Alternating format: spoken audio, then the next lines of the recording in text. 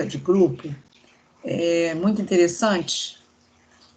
Pode ligar a hora que você quiser falar, tá? Você pode, se você quiser me interromper, você pode ligar o seu microfone, sem problema nenhum. Se você quiser deixar ele desligado, que às vezes pode ter um ruído, alguma coisa, também fica à vontade, tá bom?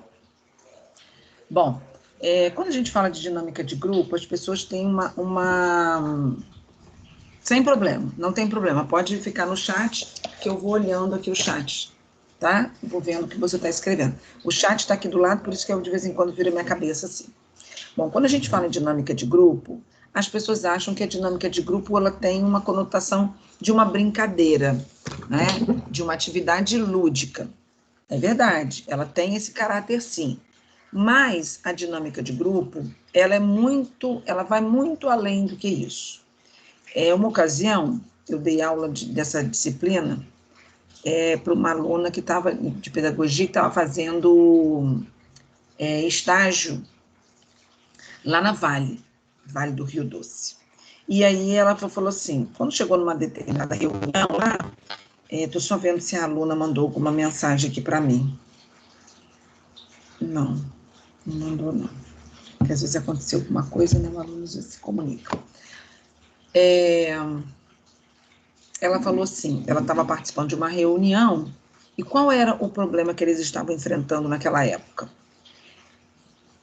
Os funcionários da Vale, eles tinham que replicar um determinado conhecimento, uma aprendizagem, né, sobre o trabalho deles. Só que a Vale pedia que eles fizessem essa atividade, primeiro uma dinâmica. E aí, o que as pessoas achavam? As pessoas achavam que tinha que trazer uma brincadeira antes de iniciar propriamente o treinamento. E aí, as escolhas das dinâmicas influenciavam muito nas pessoas. Por quê? Porque, às vezes, o objetivo era ensinar um manual de um determinado equipamento que foi adquirido, né? Então, ao invés de preparar uma dinâmica onde aquele material poderia ter sido apresentado e depois fazer uma brincadeira para ver qual grupo que saberia mais sobre aquele determinado material, não, as pessoas estavam escolhendo uma dinâmica que tivesse, assim, a relação com o afetivo. Então, o que acontecia? No dia da apresentação do manual, era dada uma dinâmica e as pessoas começavam a chorar. As pessoas ficavam emocionadas, as pessoas ficavam tristes, porque remetia a elas algo de emoções, mexia com as emoções desse sujeito. E aí, o que acontecia? Ninguém conseguia aprender nada. Então, a pessoa responsável falou, gente, está tudo errado, desculpa aqui que eu cliquei num negócio errado aqui, desculpa. O gestor falou assim, nossa, tem uma coisa errada, a gente não está conseguindo fazer com que as pessoas entendam que a dinâmica não é isso, ou seja, prepara-se um dia inteiro para ensinar uma determinada tarefa e não se consegue porque as pessoas se desestabilizaram. Então, a dinâmica de grupo, ela tem essa característica. A gente precisa saber para quê, por quê, como, onde eu vou aplicar. Então, a primeira coisa que a gente precisa fazer é entender que lógica é essa. E aí, essa aluna minha estava lá na Vale, foi até um privilégio, eu fui para a Vale através dela, e ela na reunião, ela uma estagiária, uma moça de 20 e poucos anos, os chefes lá da Vale, todos preocupados, e dizendo assim, meu Deus, como é que a gente vai fazer isso? E ela estava tendo aula comigo exatamente de dinâmica de grupo.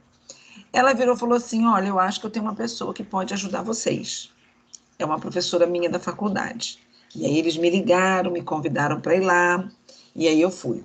Fui, e a minha palestra foi replicada para os países que a Vale tem sede.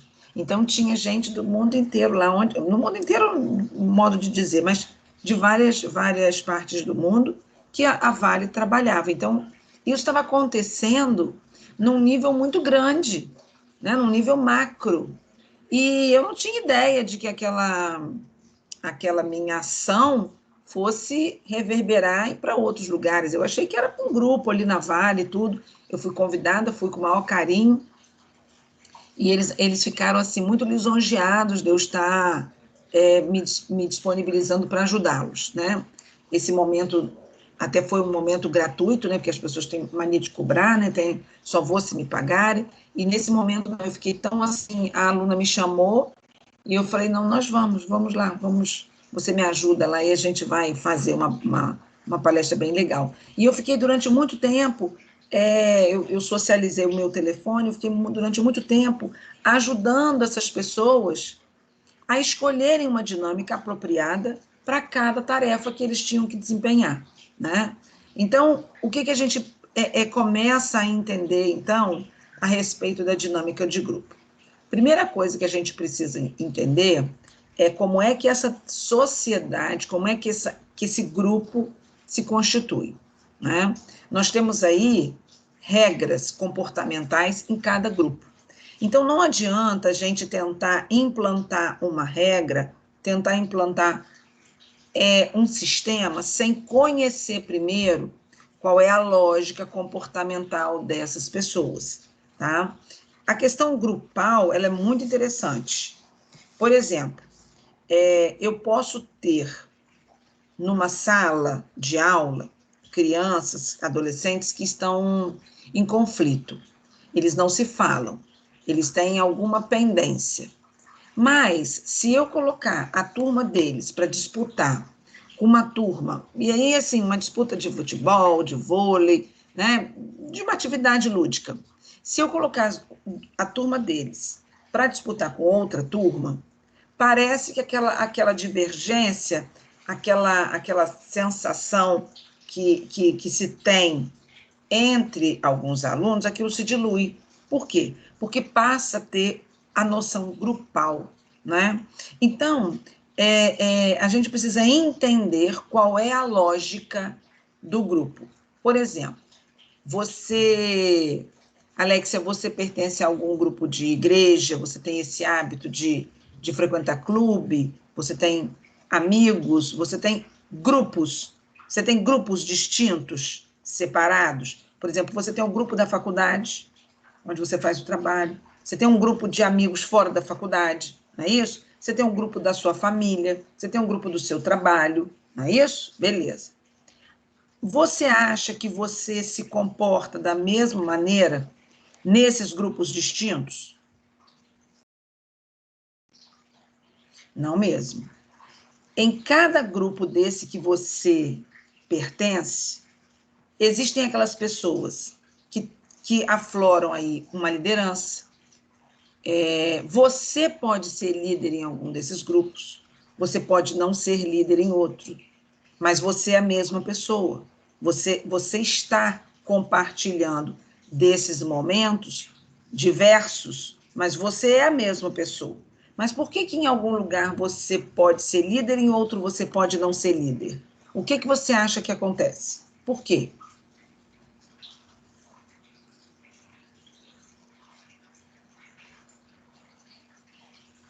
Por que você acha se você é a mesma pessoa?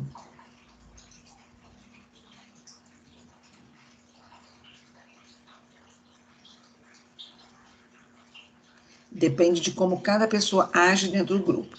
Então, o que a gente na psicologia vai dizer que são as contingências, ou seja, que espaço é esse que eu estou ocupando, não é? Aqui eu posso fazer, aqui tem alguém que tem uma liderança maior do que a minha, como é o meu comportamento diante dessas pessoas? Então, vamos lá. O homem primitivo, na medida em que começou a ter consciência da realidade que ele fazia parte, passou a estabelecer, então, regularidade. Um grupo que viesse fundamentalmente da pesca estabelecia formas práticas de garantir a essa maior eficácia nesse sentido, para realizar aquela tarefa. Então, essa regularidade, essa lógica que existe no grupo da sua família pode não ser a mesma lógica que existe no grupo das suas amigas da faculdade, não é? Então, é exatamente essa lógica grupal que a gente precisa entender. E não necessariamente essa lógica grupal, ela é a mesma só porque você está ali. Não. E você também, sem perceber, o seu comportamento difere de grupo para grupo. Apesar de você dizer, não, Jaqueline, eu sou a mesma pessoa. Eu sou a mesma pessoa aqui e no meu grupo da faculdade. Sim, você é a mesma Alexia. Contudo, você age de maneira diferente porque existem regras na sua família que podem não compartilhar com as regras do clube que você frequenta, que pode não compartilhar com as regras das suas amigas da faculdade. Então, cada um desses grupos possui uma regra própria e estabelecida, tá? Nós temos aí uma regra social que ela vai sendo institucionalizada, ou seja, cada criança que vai nascer, que vai fazer parte do grupo da sua família, vai adquirindo, através dos hábitos, essas regras institucionalizadas. Vou dar um exemplo a vocês, a você. Na minha família, desde que eu me entendo por gente, a gente não entrega os presentes de Natal à meia-noite. Muitas famílias entregam, deu meia-noite, trocam seus presentes, né? A minha família, a gente não fazia assim. A gente colocava os sapatos embaixo da árvore e esperávamos as crianças todas dormirem. Inclusive eu fui criança e vivi isso, e convivi com isso. E só no dia seguinte, no dia 25, quando a gente acordava, ainda de pijama, que a gente corria para a árvore, estava lá a árvore cheia de presente, um faz de conta existia que Papai Noel tinha ido lá para deixar o presente. Ah, e na sua casa também é assim, né? Isso é muito legal, as crianças adoram. Como eu gostava, né, minha mãe continuou fazendo isso. Como minha mãe gostava, ela continuou fazendo isso na casa dela. Quando eu tive a minha casa, eu continuei fazendo isso na casa aqui com meus filhos. Mas, na medida em que eles vão se relacionando com outras pessoas e que passam o Natal com a gente, algumas pessoas dizem assim, ué, vocês não trocam presente essa hora não, meia-noite? Eu trouxe os presentes para dar para vocês não trocam não? E aí você começa a perceber que em outra família existe uma outra regra que foi plantada. Então eu, na medida em que a gente vai se relacionando com outras pessoas, eu instalei uma nova regra, né? Com a minha família, com o meu núcleo familiar. Um filho disse assim, eu vou me fantasiar de Papai Noel. Então, o que a gente decidiu? Neste dia de Natal, do dia 24, que ele vem vestido de Papai Noel, eu coloco ali no saco uma lembrancinha para cada um que está ali. E aí há aquela brincadeira do troca-troca em função das pessoas que estão conosco naquele momento. Mas os presentes deles mesmo, da família, do núcleo, a gente coloca embaixo da árvore mesmo, mantendo um padrão, mantendo uma regra social dessa família. No entanto, todas as crianças que forem nascendo agora nessa nova geração, vai se deparando agora com a situação que o Papai Noel vem de noite e que ele também vem escondido e coloca mais presentes durante o dia. Então, a gente vai mudando essas regras, vai se adaptando, mas cada criança que vai chegando nesse núcleo, cada pessoa que vai chegando nesse núcleo, ela vai abraçando aquela nova ideia, né? Então, um hábito estabelecido por razões concretas, com o passar do tempo e das gerações, transforma-se, então, em quê? Uma tradição. Então, colocar os presentes embaixo da árvore de Natal virou uma tradição nesse núcleo familiar. E a gente precisa entender quais são essas tradições que estão se perpetuando ao longo do tempo nos grupos. Porque quando a gente chega num grupo, quando a gente quer implantar uma mudança, muitas vezes a gente não consegue, porque as normas estão tão enraizadas que fica difícil a gente mudar. Então, precisa que haja um consenso entre todos os participantes para que aquilo também se dilua. Então, quando a gente coloca o Papai Noel para entregar o presente dia 24, a gente está mudando uma tradição que antes não tinha. Mas a gente está plantando uma nova regra e que pode virar uma tradição ao longo do período, né? Que vier, os anos que vierem depois, né? As bases concretas estabelecidas com o decorrer do tempo não são mais questionadas. Isso quando é institucionalizado. Então, veja bem, a regra de se colocar o presente debaixo da árvore de Natal é uma regra. E ninguém muda isso, ninguém quer mudar isso. Se ela já está estabelecida, ninguém questiona. Veja bem, eu não deixei de colocar os presentes embaixo da árvore de Natal porque pessoas vieram para falar: vocês não trocam os presentes? A gente adaptou aquela nova formatação, mas o que é estabelecido como tradição fica. E isso é que muitas vezes a gente precisa descobrir quando a gente precisa fazer, por exemplo, uma mudança num grupo. A gente precisa descobrir o que é que, de fato, está ali naquele grupo que é tradição. E a tradição é algo que é muito difícil a gente penetrar, é muito difícil a gente mudar, porque está carregado de valores, né, de crenças, de uma série de estruturas que fazem parte da manutenção dessa tradição, tá? A tradição se impõe porque é uma herança dos antepassados. Então, é algo que a gente vem trazendo dentro da nossa família, dentro de uma empresa, por exemplo, uma empresa que é gerenciada por uma matriarca, uma mantenedora. A pessoa idealizou aquela empresa e a empresa deu super certo. E ela vem de uma forma, trabalhando de uma forma. Depois vem os filhos querem mudar, querem implantar. A gente sabe, quando a gente vai trabalhar com gerenciamento de pessoas, comportamento organizacional, que é muito importante a gente acompanhar o que está acontecendo na sociedade para que essa empresa não fique estagnada. Por exemplo, a Kodak. Não sei se você lembra dessa marca de filme, de máquina fotográfica, que foi muito forte na década de 80.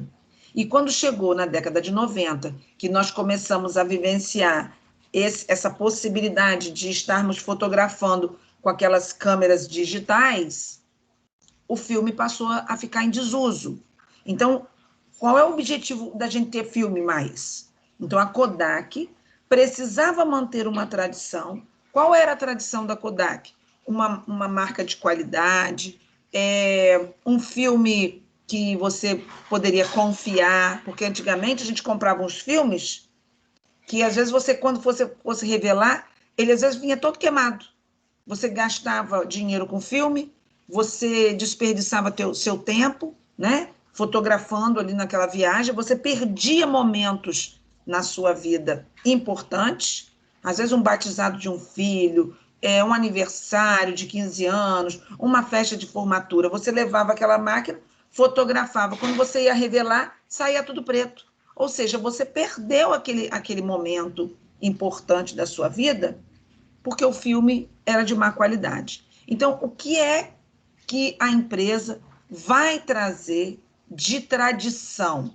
Então, são os valores que ela vem trazendo de qualidade de produto, de confiabilidade, de uma série de outras coisas. Mas isso não significa que você não possa manter esse padrão de tradição em novos equipamentos. Olha a Apple aí. A cada um ano, a cada 6 meses, a Apple solta um produto. Qual é a tradição? Compre equipamento da Apple porque você não vai ter problema. O equipamento da Apple é um equipamento que você pode confiar. É um equipamento que tem garantia prolongada. o equipamento vai sendo alterado por novos produtos mais sofisticados, mas aquele que você tem, você pode até passar para o outro porque você quer, mas aquele que você tem, ele vai te satisfazer. Então, o que é a tradição? Comprar na Apple, porque remete para todo mundo uma qualidade de um equipamento confiável. Isso é uma tradição. Manter essa tradição dentro desse mundo altamente competitivo e dentro desse mundo altamente mutável, como nós estamos vivendo, é que é a grande sacada para a gente se manter no mercado e vendendo, né? Quando a regra é estabelecida por gerações, perde essa referência de origem e aí a regra, então, ela é institucionalizada. Se você me perguntar assim, Jaqueline, quem foi que criou essa regra de colocar um sapatinho embaixo da árvore na sua família? Eu vou dizer para você que eu não sei, porque desde que eu me entendo por gente, eu já tenho mais de meio século, essa regra já existe. Então, quem foi que implantou?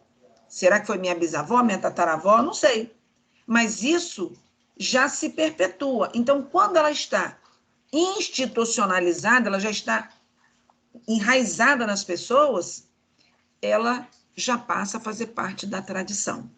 Então, muitas vezes, quando nós queremos trabalhar com o processo grupal, essa tradição, ela pode causar algum desconforto, tá certo? Então, mexer nessas estruturas, às vezes dá trabalho, né? Às vezes a gente consegue, às vezes não. Vou dar alguns exemplos na sociedade que se perpetuam, não é? E a gente também começa aí hoje, na atualidade, a tentar mudar isso. E olha como é difícil. A monogamia, não é? O que é isso? A gente vai casar com uma pessoa só. E aí nós vamos falar lá embaixo, vamos pular de monogamia para matrimônio. O que é que a sociedade hoje está clamando? As pessoas podem gostar de quem elas quiserem, casar com quem elas quiserem, mas a regra institucionalizada do país não é assim. A própria constituição de família é pai, mãe e filhos. Mas agora as pessoas não querem mais isso. Não querem mais essa regra. Elas querem mudar uma regra. E por isso que demora tanto para a gente poder fazer algumas alterações. Então, o que serviria, por exemplo, uma dinâmica nesse contexto? Fazer com que as pessoas pensem o que é amor. Porque você pode ter pessoas na sua família que não significam nada para você e que simplesmente uma outra pessoa que não tem nada a ver com você tem amor por você, tem carinho por você e estaria disposto a ter uma família com você. Então, o que significa isso para uma regra plantada que é social, que é uma regra maior, que é uma regra que rege o país? Isso não vai dar um conflito? Vai. Então, os grupos ficam resistentes porque não querem mudar aquela regra, porque a regra já está institucionalizada. Mesmo que tenhamos aí, por exemplo, os casamentos homoafetivos, a regra está tão institucionalizada do que a gente está falando de família, que não se permite ainda, a igreja, por exemplo, não aceita esse tipo de união.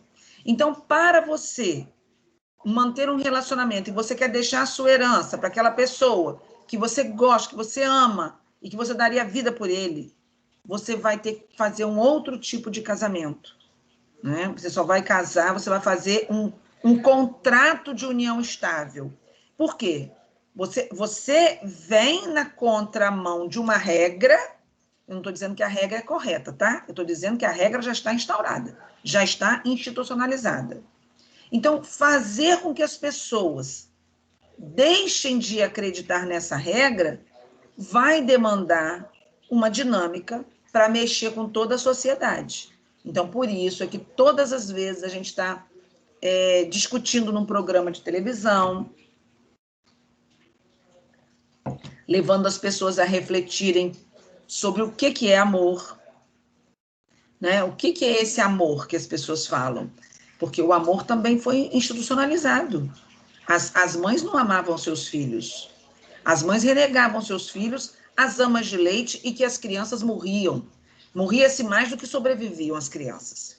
Então, o que é quando a gente dá a essa mãe a responsabilidade dessa criança ser feliz, dessa criança se desenvolver de uma maneira mais saudável? Se não é colocar, institucionalizar, mãe, você é responsável pelo seu filho, cuide dele. Isso é uma regra institucional. Todas as vezes que nós temos no nosso ambiente uma mãe que é pouco zelosa, que é pouco comprometida, a sociedade cai de pau em cima dela, mesmo que ela tenha os motivos dela. Né? Mães que trabalham fora, mães que foram abandonadas, levaram uma gravidez sozinha e, consequentemente, criando seus filhos sozinha.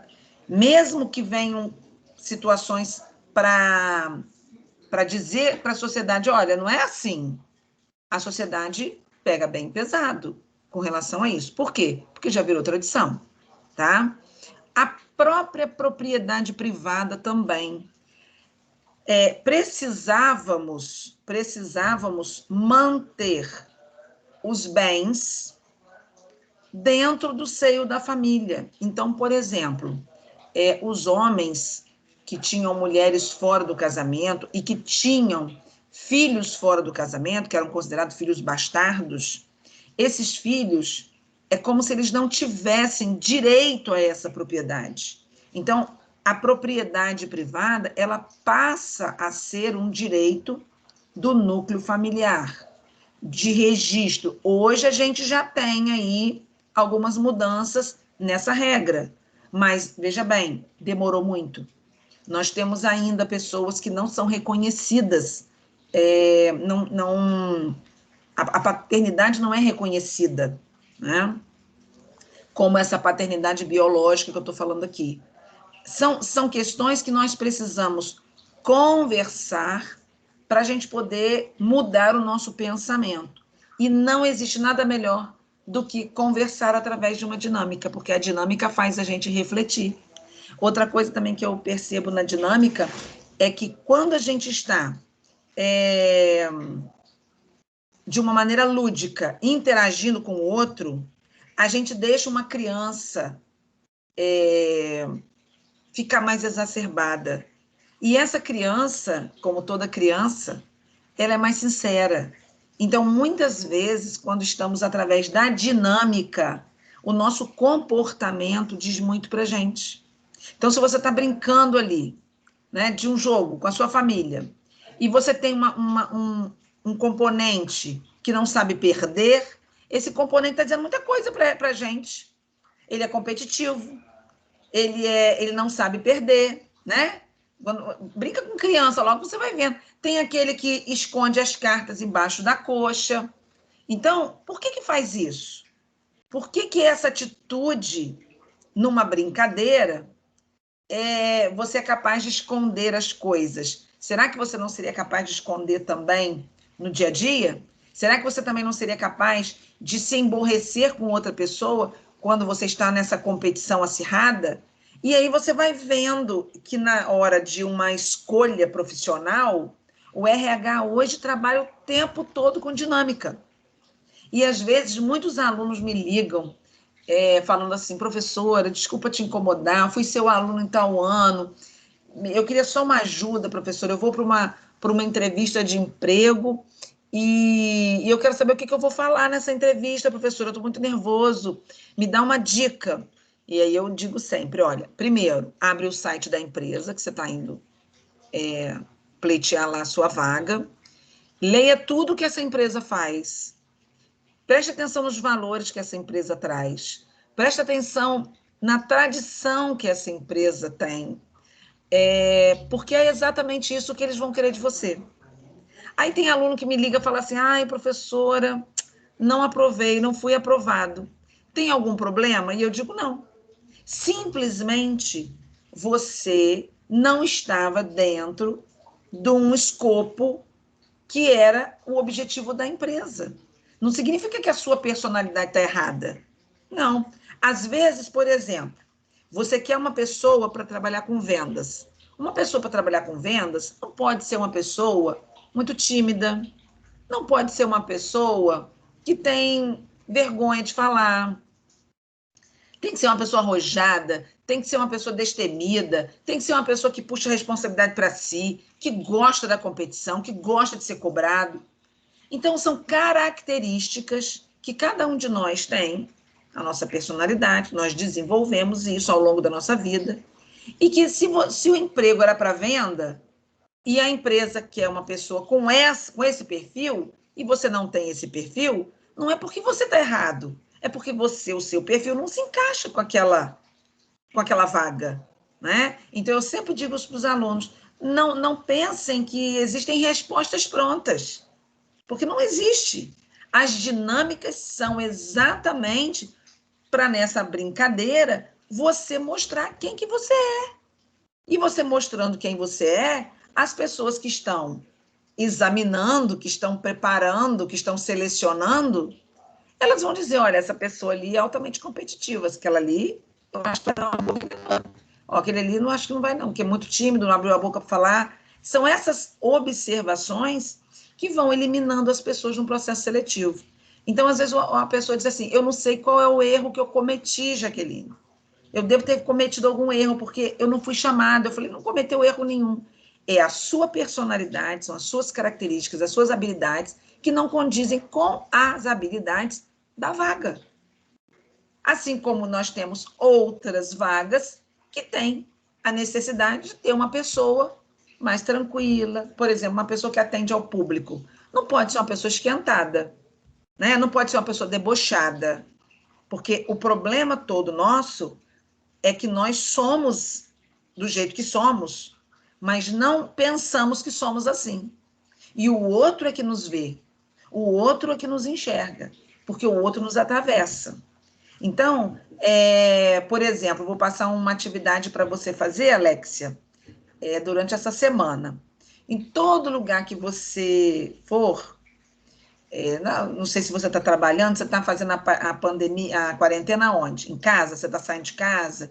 Você encontra com seus amigos? Como é que está aí sua vida? Fala aí para mim. Eu não estou trabalhando, ok.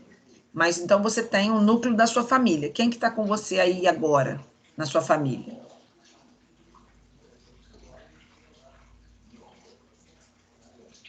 Meu pai, minha mãe, minha irmã. Ok. Você vai fazer uma atividade com eles, mas você não vai cobrar deles. Está disposta a fazer?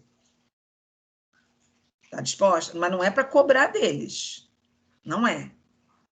Vamos tentar. Não, não pode. Tem que falar, não vou cobrar. O que você lê ali, você não vai cobrar. Você não vai tomar satisfação, tá? Você não vai tomar satisfação de ninguém. Tem que saber se você está disposta a fazer, tá? Ok. Você vai pegar um pedacinho de papel, igual para os três, e vai falar assim, escreve para mim de 5 a 10 características minhas nesse papelzinho. E dobra esse papelzinho em 4 e coloca aqui dentro dessa sacolinha aqui. Ou seja, você não vai saber o que cada um escreveu, ok? Depois que eles fizerem isso, você vai abrir os papeizinhos e você vai ver ali coisas positivas e coisas negativas. As características você pode dizer para ele, ó, pode escrever o que você quiser. Pode escrever adjetivo para mim que você acha que eu preciso corrigir. Você vai ver ali no retorno desses papeizinhos que tem coisas ali que vão impactar você. Você vai dizer, nossa, eu não acho que eu sou assim, não. Em compensação, tem papelzinho que você vai receber que você vai falar assim, caramba, isso tem tudo a ver comigo mesmo, eu sou assim mesmo. Eu sou alegre, eu sou encrencada, eu sou, entendeu? Cada hora você pode se deparar com esse papelzinho, com essa característica. E exatamente aquela característica que vai aparecer nas 3 pessoas é como essas pessoas te veem. Então, um exemplo que eu vou dar para você. Se eu disser assim para você, pensa nas pessoas, tá? Só pensa. Se eu disser assim para você, Alexia, uma pessoa fofoqueira. Você pode até escrever o nome aí, porque não vai dizer nada para mim, que eu não conheço as pessoas do seu convívio. Então, uma pessoa fofoqueira. Lembrou de alguém? Lembrou ou não lembrou? Só o meu gato. Ok, então o seu gato é o fofoqueiro da casa. Mas olha só, pode pensar no seu trabalho, pode pensar na faculdade, pode pensar no que você quiser. É uma pessoa agressiva.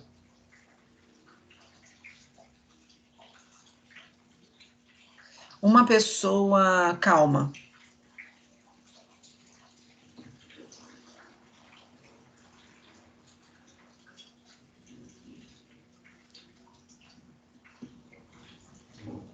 É uma pessoa calma, agressiva, deixa eu ver. Uma pessoa desprendida, uma pessoa boa de coração.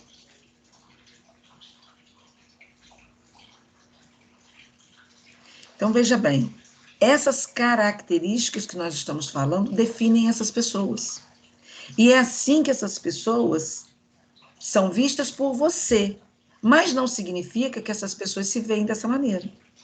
E é por isso que lá, quando a gente vai fazer terapia, é exatamente para que essas pessoas entendam onde é que elas estão errando, sem perceber que estão errando, onde é que elas podem melhorar, aonde elas podem mudar, aonde elas podem entender o que está impactando a ela. Porque existem pessoas que culpabilizam todo mundo pelo fracasso delas, mas quando, na verdade, ela é o fracassado. Mas ela acha que não. São as pessoas que são culpadas pelo meu fracasso, então. Ele nunca vê a sua, de fato, a sua responsabilidade, né? Então, outra coisa também que é muito institucionalizada, que traz regras muito institucionalizadas, é a própria religião. A religião, ela é mesmo, e ela vai trazer algo que é para o humano obedecer, que é a obediência, o temor a Deus, né? E vai fazer você ser esse homem temente a Deus, valorizando ali os dogmas da igreja, que vai fazer de você um indivíduo virtuoso. Ou seja, você recebe benefícios porque você perpetua aquela tradição religiosa. Né? A gente tem Círio de Nazaré, a gente tem procissão, a gente tem tantos outros rituais na própria igreja, o catolicismo tem a hóstia, né? Algumas religiões, elas, às vezes, elas são mais, como é que eu vou dizer? Elas ficam mais exacerbadas o sermão, elas falam com mais veemência. Isso não significa que ela tenha mais ou menos religiosidade que a outra, mas são tradições, são comportamentos que já foram institucionalizados. Então, assim também é uma regra dentro de uma empresa, né? Você tem ali na empresa pessoas que têm características. Por exemplo, o fulano é resolutivo. Então, se nós estamos com um problema, chamamos o fulano porque ele vai ter a solução do nosso problema. Né?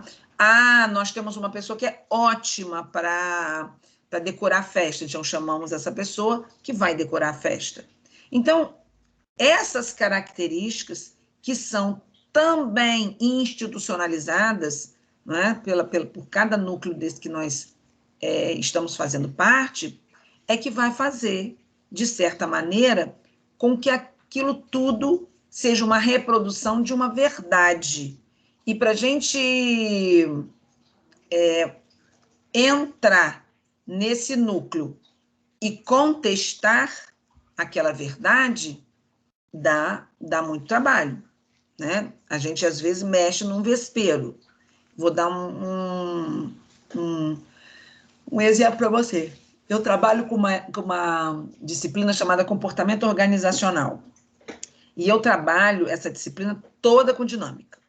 Tem quando eu falo de liderança, tem um momento na disciplina que eu falo assim, olha, nós vamos fazer uma atividade. Vocês vão se reunir em grupo, nós vamos fazer uma atividade. Mas prestem atenção, essa atividade não é uma atividade para ser dividida, é uma atividade grupal. Então, eu preciso que todo mundo saiba tudo que todo mundo está fazendo, porque isso é uma gestão democrática. Então, a gente tem que todo mundo fazer tudo, todo mundo tem que saber tudo. O serviço de todo mundo tem que todo mundo saber. Tudo bem? Ah, tudo bem. Mas acontece que a coisa não acontece dessa forma. O que eles fazem? Quando eles se reúnem, tem sempre aquela pessoa que vai emergindo a liderança, sem que ninguém diga que ela é líder. Ela simplesmente abre o caderno e ela começa a ler o que é para fazer e ela vai arrumando um pouco quem que vai falar, quem que não vai falar. E aí, quem vai escrever, quem vai digitar, enfim, as atividades, as atribuições, ela vai delegando. E aí é incrível, é impressionante que todo grupo tem um que faz isso. E aí o que eu vou fazendo? Eu vou sacando qual é aquele que tem maior liderança, vou percebendo, vou anotando os nomes. E aí eu digo para eles que eu sou dona de uma empresa onde eles trabalham. Então ali, naquele trabalho, eu dou a eles uma função que é de grupo, mas que tudo aquilo ali faz parte da minha empresa. Então, eu tenho autonomia, por exemplo, se eu quiser remanejar um funcionário para outro setor. Então, eu dou alguns comandos para eles.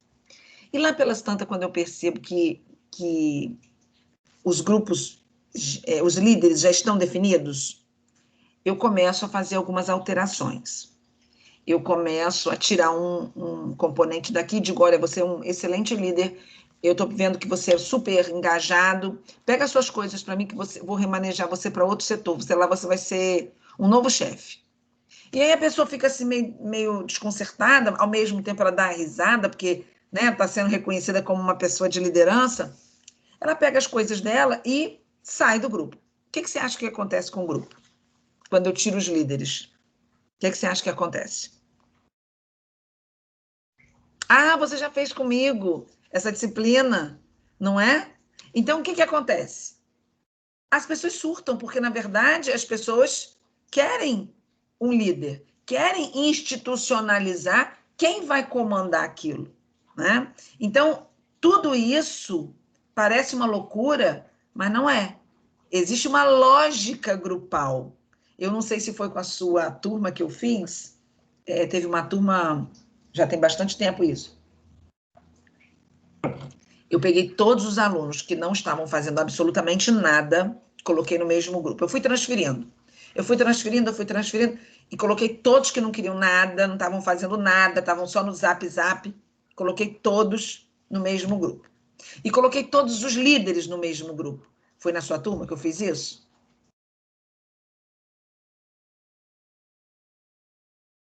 Pois é, teve uma turma que eu fiz isso. O que aconteceu? Todos os outros grupos, outros líderes emergiram ali e os grupos continuaram. Os dois grupos, o de líderes e o de, vamos colocar, de pessoas que não estavam colaborando tanto com a atividade, foram os grupos que mais me deram trabalho. Porque os líderes, eles ficaram disputando a liderança. Eles ficaram disputando o tempo todo quem queria fazer o trabalho, quem que não ia fazer, quem quer copiar, não, eu não copio, não, ela tem ali também, não. Eles perderam mais tempo tentando se manter na liderança do que fazendo efetivamente o trabalho. E o grupo das pessoas que não queriam muita coisa com a hora do Brasil, eles ficaram esperando, eles eram liderados, né? Então, eles ficaram esperando alguém liderar, alguém fazer alguma coisa. E aí eu disse, por que vocês estão assim? E aí, no dia de entregar o trabalho, eles falaram assim, professora, mas é muita coisa para fazer. Eu falei, mas nada a ver, todo mundo. Eu mudei tanta gente de lugar e todo mundo deu conta, por que vocês não deram conta? E aí eles chegam à conclusão, sozinhos, que eles estavam ociosos, eles estavam esperando alguma coisa acontecer, né? Então eu dou mais um tempo para eles, mas eu digo, vocês vão fazer o trabalho. Isso é uma dinâmica. Isso é uma dinâmica para a gente perceber lideranças, liderados, adaptação, sair da zona de conforto. Então, tudo isso tem uma lógica quando a gente vai fazer a dinâmica, tá? Eu não tinha por que tirar as pessoas do grupo se eu não tivesse um objetivo claro, que era, quando eu digo claro, um objetivo cristalino, que era fazê-los entender que o trabalho a gente precisava da coletividade, né? E aí, eu vou falar da instituição agora. É um valor ou regra social reproduzida no cotidiano com o estatuto de verdade, que serve como guia básico de comportamento e de padrão ético para as pessoas em geral. A instituição é o que mais se reproduz e o que menos se percebe nas relações sociais. Atravessa de forma invisível e de todo tipo de organização social e de toda relação de grupos sociais. Só recorremos claramente a essas regras quando, por qualquer motivo, são quebradas ou desobedecidas. Então, veja bem, se a regra já está instalada, quem é fulano na fila do pão para contestar? Isso não existe. Isso não é assim. A gente não vai confrontar algo que já está institucionalizado. Nós temos que obedecer. Quando alguém vem na contramão, tentando refletir sobre aquela regra, muitas vezes essa pessoa é mal visto. Essa pessoa, ela está trazendo algo diferente e que vai tirar todo mundo dessa zona de conforto, né? Se a instituição é o corpo das regras e dos valores, a base concreta da sociedade, então, é a organização. Por isso é que nós temos a legislação, por isso que nós temos uma Constituição, que é para poder dar a essa sociedade um norte. Pode a gente estar agora contestando algumas regras? Estamos. Vamos falar da pandemia. Por exemplo, é um direito da criança ser protegida. Isso é direito da criança ser protegida. Se nós estamos no meio de uma pandemia, nós precisamos proteger as crianças. Não é saudável pensarmos na escola e colocarmos essas crianças num novo normal, tá? Se essas crianças vão perder 2 anos de escolaridade, é melhor do que perder a vida. Então, são questões que nós precisamos discutir na sociedade. Porque o que nós estamos fazendo hoje nada mais é do que comercializar a criança. Então, não se discute que a criança precisa de cuidados. Não se discute. Se eu abro a escola para receber as crianças, ótimo, meu filho estuda numa escola particular, eu tenho condição financeira de trocar máscara 3 vezes por dia, eu tenho condição de trazer de carro, ótimo, mas nós não estamos falando dessas crianças. Nós estamos falando de uma grande maioria que não tem dinheiro e não tem condição nem de ter uma máscara. E aí eu sugiro que você abra o site do IBGE para você dar uma olhadinha nas famílias, no quantitativo de pessoas que vivem na mais tenra miséria até 2 salários mínimos. E você vai ver que é um quantitativo enorme. Às vezes chega a ser até 93% da população. Nós temos hoje 40 mil crianças em escolas públicas. O que são essas 40 mil crianças se deixarmos essas crianças renegadas a essa condição desse vírus?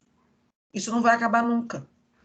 Então, proteger as crianças é direito, é legislação, é garantido. A gente não pode mudar isso, né? Jaqueline, mas a gente pode ter um novo normal. Ok. Então, nós estamos ferindo uma lei institucionalizada, que é proteger as crianças. Aí nós temos aí os comerciantes, né, o pessoal que trabalha com pousada, que vai dizer que o verão está aí, que a gente precisa trazer turista, porque senão a gente não vai sobreviver, né? Entendemos tudo isso. Mas o que é prioridade? A vida, né, sob qualquer circunstância, ou o dinheiro, sob qualquer circunstância? A gente precisa pensar nisso. Só que a gente tem que pensar num nível macro. Eu não posso pensar numa minoria. Eu não posso. Eu tenho que pensar que essas crianças que vão sair das suas casas para frequentarem uma escola, eles não têm dinheiro para comprar 2, 3 máscaras, ele não tem. Ele não tem dinheiro para ir de carro, ele não tem de Uber, ele não tem, ele vai pegar transporte público. Então, nós estamos também oportunizando que essa pandemia não acabe, porque a gente precisa ter um comportamento ético para manter isso tudo dentro dos padrões estabelecidos aí pela Organização Mundial da Saúde. Os protocolos são esses, né? Por exemplo, vamos então fazer rodízio. 10 crianças vão à aula hoje, 10 crianças vão à aula amanhã. Ótimo, numa escola particular onde você tem uma turminha de 20, mas numa escola pública você tem turmas de 50. Como é que vai fazer isso? Como é que essa professora vai dar conta? Não vai dar conta. A verdade é essa, não vai dar conta. Então, essa professora vai precisar de uma parceira, um parceiro lá dentro da sala de aula com ela? Vai. O poder público tem condição de fazer isso? Não. Então, como é que vai acontecer? Não vai acontecer. Se acontecer, se forem estabelecidas novas normas, nós estaremos burlando uma lei maior que diz que nós precisamos tomar conta dessas crianças, precisamos cuidar dessas crianças, né? As organizações representam um aparato que reproduz o quadro de instituições no cotidiano da sociedade, formando um complexo organizacional. Portanto, a organização é um polo institucional, ou seja, uma cidade é um polo institucional que tem uma dinâmica própria e que, se eu parar para analisar assim, falar para você, olha, Cabo Frio tem uma dinâmica social totalmente diferente do Rio de Janeiro. O Rio de Janeiro tem outra dinâmica. Se eu for ainda mais para o interior do estado, eu vou dizer, Macaé tem outra dinâmica, Campos tem outra dinâmica, Quissamã tem outra dinâmica. Se eu for para outro estado, a Bahia tem outra dinâmica. Mas cada organização dessa compõe núcleos de diversas instituições. E aí se compõe uma organização. É a forma como nós estamos conduzindo essa sociedade. O elemento que completa a dinâmica de construção social da realidade é o grupo. É o grupo que vai dizer como é que a gente vai se comportar, né? É o grupo que vai falar o local onde essa instituição vai acontecer. Então, na verdade, quando a gente está assim com alguém que pertence a outro estado, fica fácil, né, a gente identificar, porque aquele grupo ele tem um comportamento, ele tem um vocabulário próprio, né? Então, são características grupais que vão fazendo com que a gente identifique a nacionalidade da pessoa, né? O estado onde ela mora. Então, isso tudo a gente vai absorvendo e percebendo essas características grupais. Se a instituição constitui o campo de valores e das regras, e se a organização é a forma de materialização dessas regras do meio, por meio da produção social, o grupo realiza as regras e promove os valores. Ou seja, quem faz isso tudo acontecer somos nós, é o humano, não são as árvores, né? Nós é que estamos dentro dessa instituição, que estamos dentro dessa organização e produzimos esses comportamentos. Por isso, nós precisamos estudar o comportamento humano quando estamos falando de dinâmica de grupo, tá? E aí, nada melhor do que a gente, então, entender um pouquinho o que significa o grupo. É o sujeito que produz e pode reformular as regras. É também o sujeito responsável pela produção dentro das organizações e pela singularidade, ora controlado, submetido de forma crítica a essas regras e valores, ora sujeito de transformação da rebeldia, da produção do novo. Então, esse mesmo sujeito que perpetua essas regras, sejam elas religiosas, sejam elas institucionais, sejam elas escolares, sejam elas leis de um país, quem cria somos nós. Quem obedece somos nós. Quem contesta somos nós. Então, é esse sujeito que é o tempo todo produto, fruto de mudança desse meio, é ele que conduz tudo isso. Então, assim, quando a gente fala assim, meu Deus, por que isso acontece? Por que as pessoas não estão mais fazendo a quarentena? Por que as pessoas estão assim? Porque existe no imaginário dessas pessoas que nada vai acontecer, que não é um vírusinho à toa, não é que isso já foi instaurado, que isso já está sendo absorvido pelo grupo. Então, eu não tenho por que obedecer. Nada vai me acontecer. Eu não faço parte do grupo de risco, eu não sou velho, eu não sou obeso, eu não sou isso, eu não sou aquilo. Então, eu não faço parte desse grupo. Olha só como é que a gente mesmo vai segregando. Quando, na verdade, ética seria que todos estivessem pensando de maneira grupal. Mas a gente segrega. Ah, nós somos o grupo do jovem. Jovem é outro papo. Jovem não se contamina, né? Que se dane os velhos. O problema é deles. Eu não sou velho, então eu já jogo a velharada para outro grupo. Então, o próprio humano que estabelece essas normas e que contesta, ele também faz isso tudo acontecer. Então, não tem lógica, se nós estamos vivendo uma pandemia, por exemplo, as pessoas não se preocuparem com os seus idosos, com o idoso do outro. Porque se eu estou em contato com você aqui agora, eu posso transmitir o vírus para você e vice-versa, e o meu idoso, e o seu idoso.